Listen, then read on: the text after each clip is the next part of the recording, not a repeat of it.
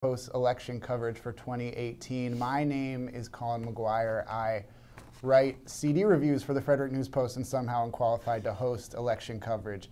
Beside me is Alan Etzler. How are you, sir? I'm doing great. I'm a city editor here and I focus on politics, so I am qualified to be here. That's right. That's why he's going to do most of the talking. So we want to set this up pretty quickly. We're going to be coming in with all night, right? All night till last call. Every hour on the hour. I believe that's going to be our schedule. So maybe a little 5 Getting some after pushback the hour from our director. Yeah, like maybe TBS 7:05, 6:05. Remember those days? I know you do. So we're going to start with sort of the early voting numbers right now. And what can you tell us? I know it's very early in the night, this very hotly contested election. What can you tell us about early voting numbers thus far? So we won't have results on how early voting went until when polls close at 8 o'clock. They'll be the first results to come in. But we do know that participation was up. Participation was up across the state and it was up across the county. Here locally in Frederick County, participation doubled. So we saw 23,000 people turn out for early voting. Democrats had the advantage, about 11,000 to roughly 8,000 Republicans, which is typical. We see Democrats often have a better turnout in early voting, and Republicans typically try to make that up on Election Day. Statewide, we had 600,000, a little bit more than 660,000 people turn out. Democrats had a pretty large advantage there. It was 425,000 people roundabout, which is about 19% of the state, or about 19% of registered Democrats, and that goes to about 15% registered Republicans. So it was a roughly 300,000 vote advantage. That said, we're going to have to see how that shows up, especially in the governor's race. Lieutenant Governor at the time, Anthony Brown, in 2014, had a pretty big, substantial advantage after early voting. It was about a 9-point difference, and that was totally wiped out by Governor Larry Hogan on Election Day. And so throughout the night, we'll see where those early voting votes went and how Election Day either adds to them or counterbalances them. Do you have any sense of why we have these sort of early voting numbers this year? Why people wanted to get out? Yeah, have you been watching the news? Well, yeah, everybody seems really fired up about this. Has anybody told you to vote yet? Only all 1,300 Facebook friends I have said it. So it looks like all my Facebook friends voted at least too, which is great for Frederick County numbers. Thank you, but no, Facebook. it's people are really fired up for this midterm election. I think Democrats feel like there's a blue wave coming and a chance to overturn the House. Feels like less of a chance to overturn the Senate, but they're still adamant that this blue wave can change the balance of power in Washington. And we'll see that carry down in down ballot races in the state and locally too. Throughout, we should say, the next 6 hours. Yeah. Just reminding you if you want to keep coming back. So let's get into some of these races. Yeah. The first one at the top of our agenda right now is a county exec race. What can you tell us about that? Right, so this is a highly contested race. It's for the highest office in Frederick County. We have 3 candidates, as you can see on the screen. We have the incumbent Democrat, Jan Gardner, who won in 2014, beating Republican Blaine Young at the time.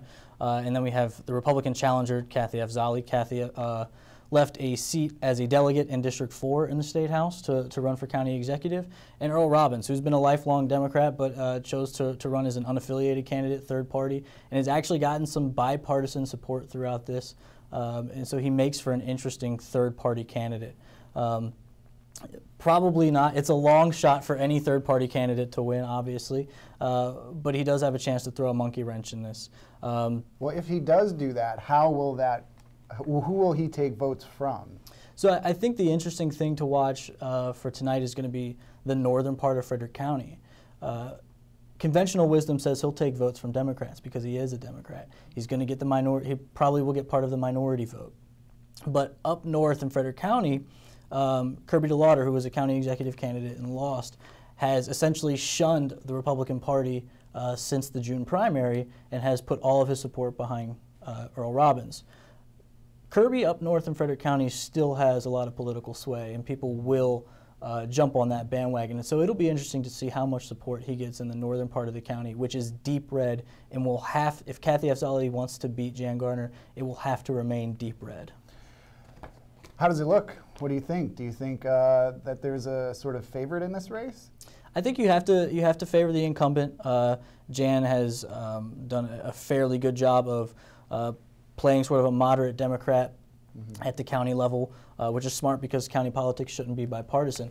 You do have an opinion on that. I do.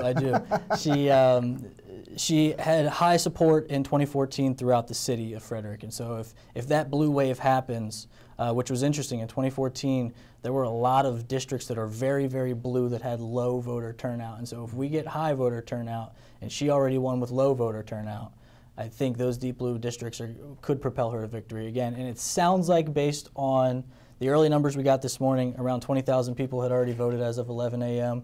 A lot of those lines are happening in the city, so it sounds like they are turning out. And so at this point, until we start getting election results, I would think the advantage has to go to the incumbent here. Let's move to perhaps the most popular or the most talked about race, which is the sheriff for the county. Can you set this up for us? We have Carl Bickle and Chuck Jenkins. People are talking about this. What do you know? Yeah, it's a rematch. It's a rematch from 2014. In 2014, it was a landslide. Chuck Jenkins had about 63% of the vote and pretty much dominated the race. The changing demographics of the county, I think, have worried Chuck a little bit. It's also been an incredibly heated race. It is the one, our editor, Chris Kinsler, is in the back of the room here. He's gotten bombarded by letters to the editor for this race. They don't agree on anything. They don't agree with how to handle the opioid crisis. They don't agree with how to handle illegal immigration. They don't agree on how to handle school safety. Any of the hot button topics, these two do not agree. That said, if we get high Democratic turnout, I think it bodes well for Bickle.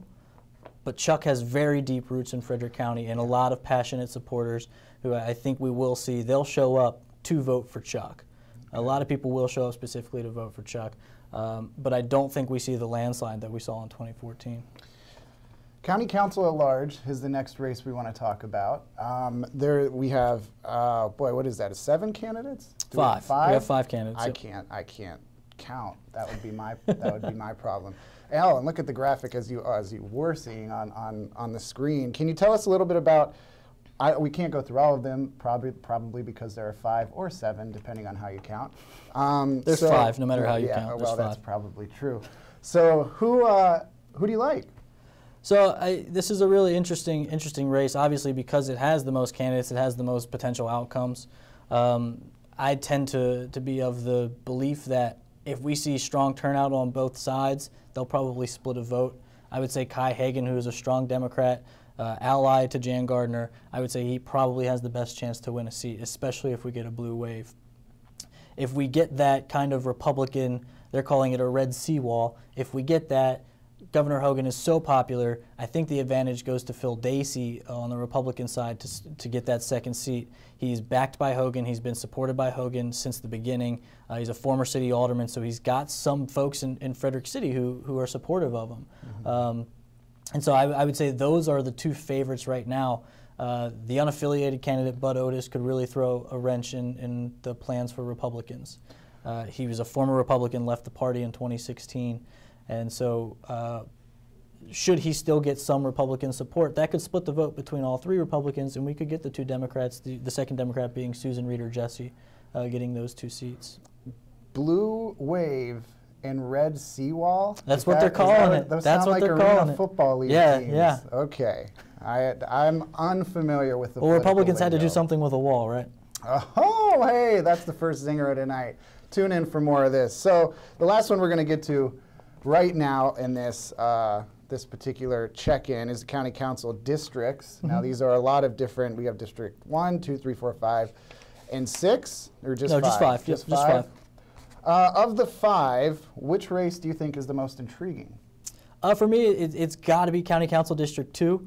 For those of you, if we have a graphic here, if you're looking, it's the southeastern part of the county, so the Newmarket, Linganore, Iamsville, Mount Airy, that part of the county, which is pretty deep red. As you get closer to the city, it becomes more blue, but it's pretty deep red, so I would say the advantage goes to Steve McKay. Conventional wisdom would say that. That said, Tony Schmelik is the current sitting county council member who lost in the primary. He's running on a write-in candidacy. He still has popularity. If he splits votes with Steve McKay, that could open up the door for that seat to turn Democrat, which would be a huge surprise for a very deep red area of the county.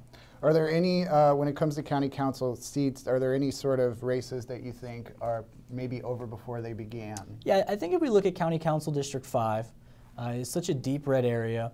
And if you see there, it obviously it encompasses the northern part of the county, but the real advantage that Republican Michael Blue is going to have in County Council District 5 is in Walkersville. Walkersville is the most high area of Democrats in the entire district. They run about 34% Democratic registered voters. That said, Michael Blue's from Walkersville. He has a business in Walkersville. It's an auto garage shop called Brownie's. People know him. So he may, if any advantage Shannon Borer, the Democrat for this district, wants to gain, it's going to be an uphill battle to steal it from Michael Blue's neighbors. I think we can call that one.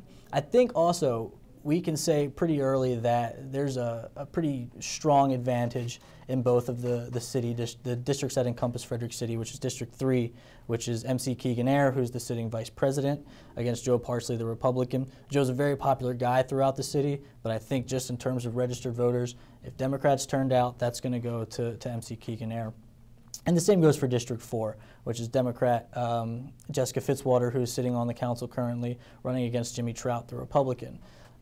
Just based on the district makeups, I think that has to go to Jessica as well. She's been a popular sitting council member, and she's gotten a pretty good reputation within the Democrats throughout the county, and especially from County Executive Jan Gardner. So I think she has that support, and she'll continue sitting on her seat. So I would say 3 of the 5 are pretty much decided before we start. Now you mentioned the opportunity for surprise and when we went over that, but throughout the night, is there a particular story or narrative that you are looking to, if something turns out one way or the other, that you will find most surprising? I think the big thing here is we've heard for so long about the blue wave that's coming and people who are going to vote out the folks that they've been upset with in Washington and how that will affect the down ballot races. I think the interesting thing here is Larry Hogan's popularity as a governor. He's the second most popular governor in the country, and the effect he could have on down ballot races. So Larry Hogan's popularity, in my opinion, could get a lot of Republicans out to the polls and enough votes to keep some Republicans in Frederick County, which is a predominantly red county in terms of space. It still holds the majority of people, even though Democrats are catching up, but in terms of space, it is a predominantly red county. And so I think Governor Hogan's popularity could entice Republicans to turn out, vote for Republicans, and keep some Republicans in power, and might even flip some seats. Well, we're certainly going to keep an eye on it throughout tonight, and we're going to be back here in about an hour, right? About an hour, yeah. About an hour, around 7 o'clock. That's Eastern. So for those watching on the West Coast, that would be 4 out in California. We know we have a lot of California watchers and listeners. We thank you for your time, Alan. Thank you. Voters, you still have a couple hours to get out to the polls. Polls close at 8. And we'll see you right back